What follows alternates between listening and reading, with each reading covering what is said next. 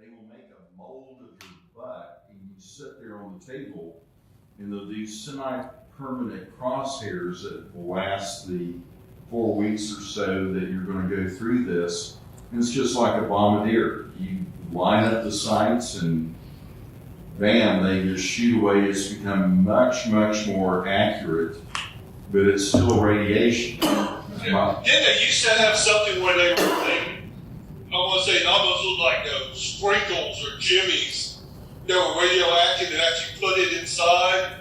Yeah, they call them seeds. And I am not a candidate for seeds for some reason. It's still one of the great mysteries. But yeah, there's external radiation that has a danger of hitting nearby organs, and there's internal radiation where they'll literally insert it where they want it. And that brings up the point of the most helpful thing I've done is I will prepare questions I have for the doctor so that I make sure I address everything, because these doctors, remember a buddy of mine talking to his brother who's a neurosurgeon, and he said, "What's your Monday look like?" He says, "I got 48 patients I got to see." So you can do the math. The doctors are constantly trying to accelerate the process, get in and out. So having written questions that you walk in there so you don't get pressured into not asking, and then make sure that you keep the doctor in there until you understand. Because they can explain it in a way that you understand, but they know it inside and out. And obviously, if their doctors are very smart, so they're talking a mile a minute with stuff they're very familiar about, and I got lost in it. That was my anxiety, if you may recall, when I first told the guys, is I had no idea. To me, they explained it so poorly that I didn't realize surgery was off the table. And I said, I don't know if I'm going to have surgery or radiation. The radiation, the surgery you get done and it's done. Outside of the recovery, the radiation is much less impactful, but you have this lingering doubt, are there other sources out there? And if so, what are we going to do? And that is tremendous news that it's not spread. One of the things they told me under the traditional regime is once it spreads, it becomes a stage 3 or stage 4, often a stage 4, that technically is classified as incurable. But they're now discovering technology that even when it's gone outside the organ of origin, they have ways of dealing with that. My personal regimen is they do the hormone therapy because the cancer feeds on testosterone. And one doctor says, well, just take the super safe way and stay on this the rest of your life. And I don't want to do that because it's hot flashes and it's fatigue. And if I'm having trouble at 63, what is it going to be like when I'm 75? The other doctor, the surgeon, wants to go in there and radiate at the same time, and if they do radiation, they'll hit the prostate and the lymph nodes because they didn't show any signs of it going to the lymph nodes, but it almost always finds a way of getting in there. So they're going to go ahead and radiate the lymph nodes as well, just as a safety measure. And the last 2 weeks has been very good in talking with these various doctors because they're saying, well, let's be somewhere in the middle between the super aggressive that your surgeon wants to do and the super conservative that your radiation oncologist wants to do. Let's do the radiation, keep you on the hormone medication for a year, and then they'll sample your PSA every 3 months.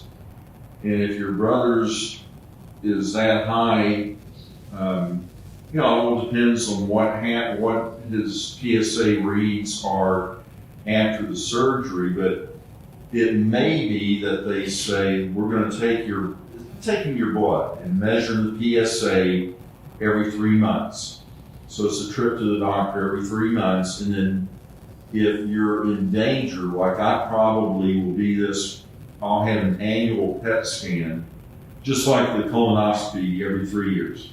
I'll have an annual PET scan because mine got outside that capsule. So that's sort of I would anticipate they would do the radical prostatectomy, and I'm not misspeaking that. The correct way has got one more syllable than you'd think it should, but that's probably what they're going to do, and it's a wonderful thing because you'll sleep, and like when I was in the hospital recovering from my TERP, they just pinned the bag with my catheter to the frame of the bed, which is kind of dangerous. It's kind of clumsy to do if you're by yourself. I was going to have to figure out a way, and I said, well, I'll just bring a footstool, because it's real simple mechanics. You want to have a downward flow, gravity flow into that bag, and you get up in the morning, strap that bag on, and you, as my buddy the pilot said, you go walk into the bathroom, hike your leg up on one side of the toilet, and just drain that bag. So, yeah, I remember. I said, my father had removed. It was the same time that my maternal grandmother had died. So the rest of the family went to her funeral, and I went back to Panama City to watch him. The mailing, he couldn't go answer the door if someone knocked or go get the mail because he was basically nude from the waist down. And so I would help him. So I remember that. Something else may affect my brother. Was it? I don't know, but maybe say 1984 he had non-Hodgkin's lymphoma. So it's survived that. It's been clear since the mid 80s. So that's good. But I don't know if that had an effect on there. I'm thinking in Houston, if he really has problems, D. Anderson's right there.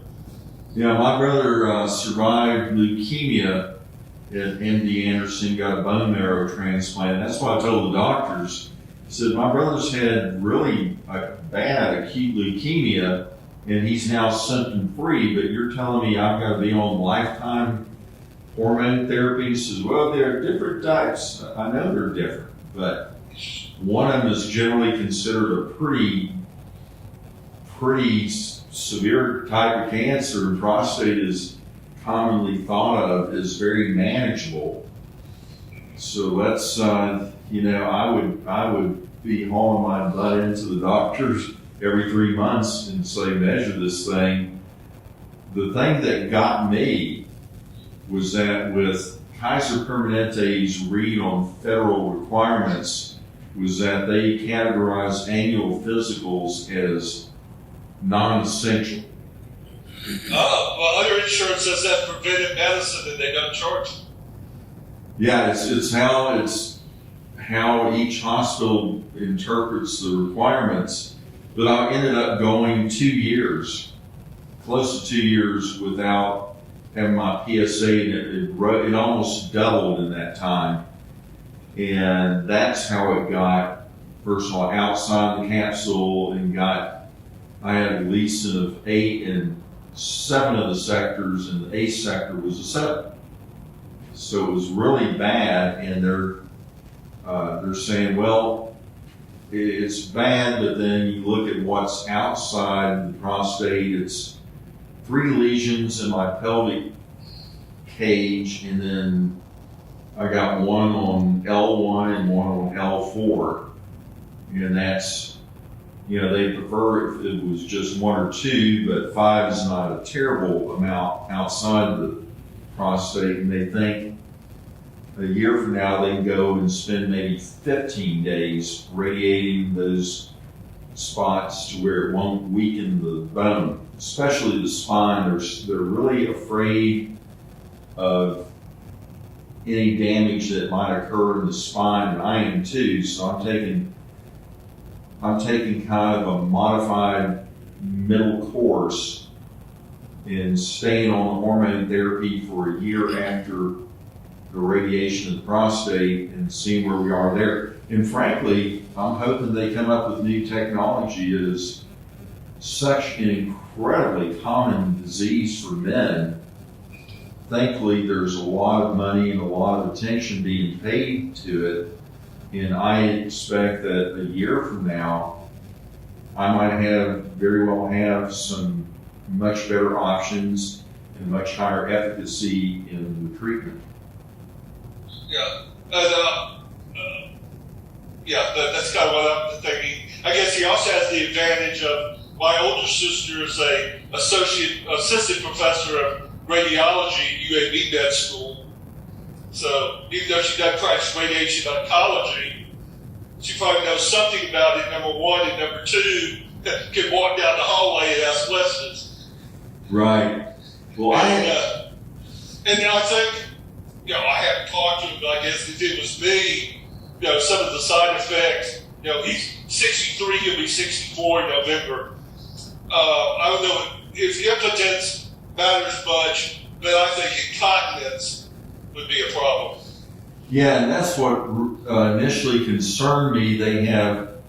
When I read, they've got all sorts of literature on this, and if I can find it, I'll forward to you a link to where there's a pretty comprehensive, like a 60-page thing that your brother can look at and answer a lot of questions. But I was reading one for, I think, the radiation, and it said fecal leakage. And I thought, oh my God. Yeah. And what I'm finding right now they did the TERP, and so now I no longer have any problems starting. I've got a good, healthy stream, but it's like, it's in my head. I'm taking 2-hour trips in a car, and I'm fine. I can sit through the movie, and I'm fine. But if I'm at home where I know that the bathroom is good and convenient, it's every 20 minutes. But the worst thing is that when I get the urge, man, I gotta go just like that. I can't. I have that. That's one of the things, gastroenterologist is working on. But my father later in life had some fecal incontinence after the surgery. I don't know if it had to do with colon because he had some polyps there too, or the prostate, or just old age, whatever. But that's not fun. Yeah, my pilot friend said, forget about boxers. You're going to be wearing black briefs for the rest of your life. Yeah. And he said if they go the surgical route, I go down to REI, and I don't know if you can see them, but I've got technical pants that I use for sailing, and they're real loose because they're long pants, but I can unzip them and they convert into shorts. Extremely comfortable, and you can hide the bag, the urine bag underneath that. But I had found that it's the leakage is not nearly as bad after the TERP as it was before, but there's still a little bit.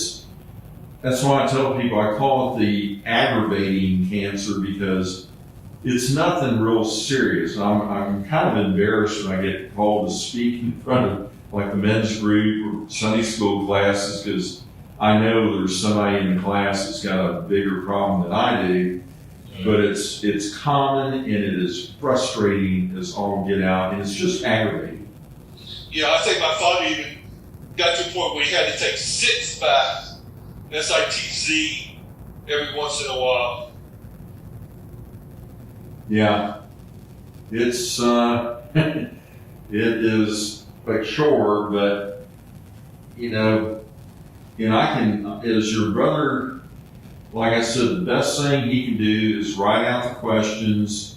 I've got on my one email where I keep a comprehensive set of notes.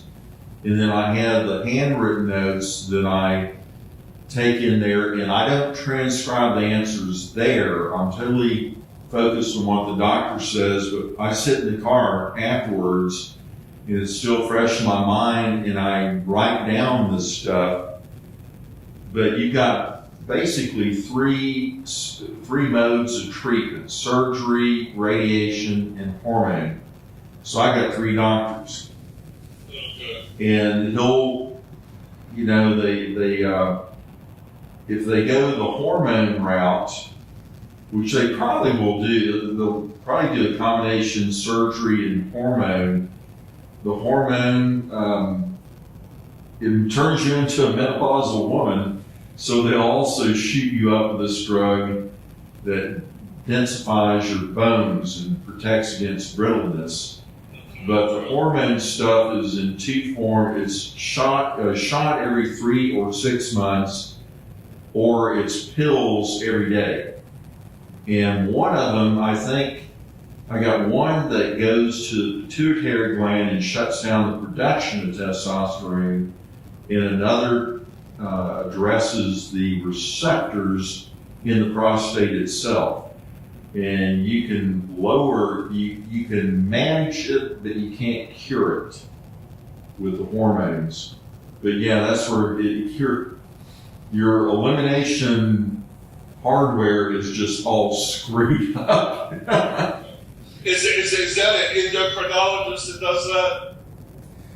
Well, with me, it's a medical oncologist handles the hormones. Okay. Surgical oncologist, obviously. Radiation oncologist, obvious. Good. So the thing I expected in the naivete under which I was working was that I would go to a doctor and they'd have all the answers and they could say, well, with your profile, here's what you ought to do. But I'm seeing, it's like, I had a hot flash today in the class. And that's when I unbuttoned my shirt. And I feel it's hot and I don't feel myself. It's not as bad as an out-of-body experience, but it's approaching that. And then my doctor, I told him, I said, I don't want to go the rest of my life. And he goes, well, we have a pill for that. And I said, why did you recommend that, dude? Sitting here, you've seen me 4 times now, and you never mentioned if I go on this hormone therapy that you got a pill. And the reason they started with that is from treating women with breast cancer. They have an estrogen blocking hormone therapy. And you have a menopausal woman who's already got hot flashes, and the hot flashes with this estrogen removal were really intense. So there was an incentive for them to address that, and that's where they came up with this pill. And they're saying, well, let's try it on men. And so this doctor, it's floating around in his giant brain, but it never made its way into advice to me. So I would absolutely, and I imagine your brother's probably like you and is not intimidated by intellect, but I would not just assume that the doctor knows and has anticipated everything, and if it makes common sense, ask it. Yeah. But he's an engineer by education. Well, I guess like an architect, you're used to things being black and white, yes or no, 2 + 2 is 4. Right. None of the new math. All right. Well, I'm gonna take. I thank you. Yeah, I'll send it out to him. It's okay if I include your phone number. Yeah. In case he'd like to talk. Yeah, and I've got an e-folder, so it should be pretty easy. When I first started the consults, probably in February this year, the good thing is that mine, the PSA went up in January, I had a biopsy in February, and it looks like I'm going to finish radiation in December. So it fit nicely. I was able to use and abuse my deductible for this year, and it's going to be a relatively inexpensive treatment for me. But if you think I've got to run here with Chester, but copy me on the email, put my phone number there, and if he's got questions, he can reach out to me directly, and he's going to have some questions as this thing unfolds. Oh yeah, and, not necessarily ones I'd answer, but I just thought trying to get an opinion to someone who's currently going through it that may be helpful. And, his name is Hunter. Okay. In case you get calls, says Hunter Jones. That's who he is. But Easy enough to remember.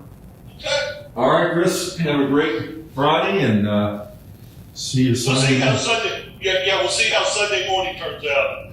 All right. I'm not optimistic, but we'll see. All right. Goodbye.